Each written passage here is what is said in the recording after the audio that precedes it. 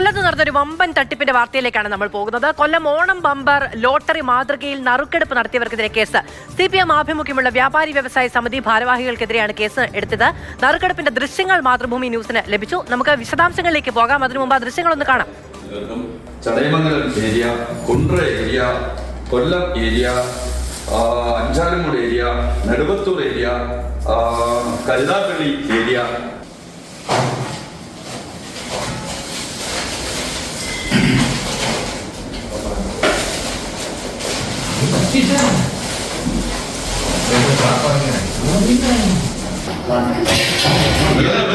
ഇത് കൂടെ എടുത്തത് മാറിക്കാതെ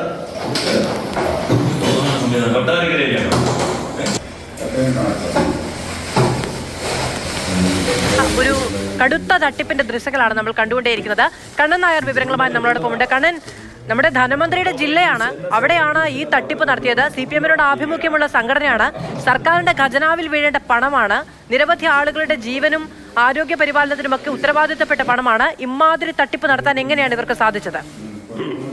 വലിയ രീതിയിലുള്ള ഒരു തട്ടിപ്പാണ് CPM അനുകൂല സംഘടനയായിട്ടുള്ള വ്യാപാരി വ്യവസായ സമിതിയുടെ കൊല്ലം ജില്ലാ കമ്മിറ്റി ഭാരവാഹികളുടെ ഭാഗത്തു നിന്ന് ഉണ്ടായത്. ഓണത്തോട് അനുബന്ധിച്ചുള്ള സമയത്ത് ഇത്തരത്തിലുള്ള ഒരു ഇത് നടത്തിയത് ബമ്പർ നറുക്കെടുപ്പ് എന്നുള്ളതാണ് ഇവർ പറഞ്ഞിരുന്നത്. അത് 300 രൂപയാണ് ടിക്കറ്റിന് ഈടാക്കിയിരുന്നത്. 300 രൂപയ്ക്ക് ഒട്ടേറെ ടിക്കറ്റ് വിവിധ ഏരിയ കമ്മിറ്റികളുടെ ഭാഗമായി ഒട്ടേറെ സ്ഥലങ്ങളിൽ ടിക്കറ്റുകൾ വിറ്റു. എത്ര ടിക്കറ്റുകൾ വിറ്റു, എവിടേക്കാണ് വിറ്റതെന്ന് സംബന്ധിച്ചൊരു കാര്യമൊന്നും ഇതുവരെ പുറത്തു വന്നിട്ടില്ല. ഇതിനെക്കുറിച്ച് വ്യാപകമായിട്ടുള്ള പരാതി ഉയർന്നു. കൊല്ലം ഈസ്റ്റ് പോലീസിൽ പരാതി നൽകി. ആദ്യം ഈ പരാതിയിൽ വലിയ കഴമ്പ് ഉണ്ട് എന്ന് പോലീസ് കരുതിയില്ല, അല്ലെങ്കിൽ പോലീസ് വലിയ രീതിയിൽ മുഖവരിക്ക് എടുത്തില്ല എന്ന് വേണം പറയാൻ. CPM-ന്റെ അനുകൂല സംഘടന ആയതുകൊണ്ടായിരിക്കാം അങ്ങനെ ആദ്യം വലിയ പരിഗണന കൊടുത്തില്ല. പിന്നീട് വീണ്ടും സമ്മർദ്ദം ശക്തമായതിന്റെ അടിസ്ഥാനത്തിലാണ് ഇപ്പോൾ 3 പേർക്കെതിരെ കേസെടുത്തിരിക്കുന്നത്. കേസ് ജാമ്യമില്ലാ വകുപ്പ് പ്രകാരമാണ് കേസെടുത്തിരിക്കുന്നത്. വലിയ തട്ടിപ്പാണ്. കാര്യം സംസ്ഥാനത്ത് ലോട്ടറി ഇറക്കാനും ലോട്ടറിയുടെ കാര്യങ്ങൾ നോക്കാനും ഉള്ള ചുമതല സംസ്ഥാന ലോട്ടറി വകുപ്പിനാണ്.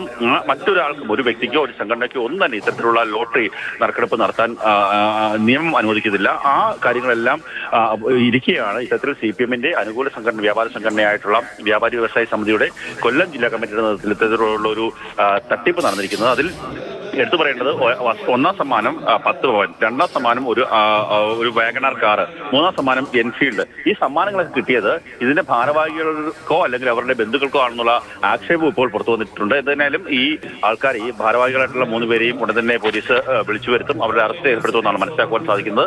ധനമന്ത്രിയുടെ സ്വന്തം ജില്ലയിലാണ്. ധനമന്ത്രിക്ക് 2 ദിവസം മുമ്പ് ഇതിനെക്കുറിച്ചുള്ള ധാരണ ലഭിച്ചിരുന്നു എന്നാണ് നമുക്ക് മനസ്സിലാക്കുവാൻ സാധിക്കുന്നത്. നിയമത്തിന്റെ വഴിക്ക് പോകട്ടെ എന്നുള്ളതായിരുന്നു ധനമന്ത്രിയുടെ നിലപാട്. കാര്യം ഇത്തരത്തിലുള്ള ഒരു തട്ടിപ്പ്, അങ്ങനെയുള്ള കാര്യങ്ങൾ അംഗീകരിക്കാനാവില്ല എന്നുള്ളതായിരുന്നു ധനമന്ത്രിയുടെ നിലപാട്. ഈ തട്ടിപ്പുമായി ബന്ധപ്പെട്ട വിശദാംശങ്ങൾ നൽകിയത് ധനമന്ത്രിയുടെ സ്വന്തം ജില്ലയിൽ CPM-നോട് ആഭിമുഖ്യമുള്ള വ്യാപാരി വ്യവസായ സമിതിയാണ് ഈ തട്ടിപ്പ് നടത്തിയത് എന്നുള്ളതാണ് കുറ്റകരമായ കാര്യമാണ്.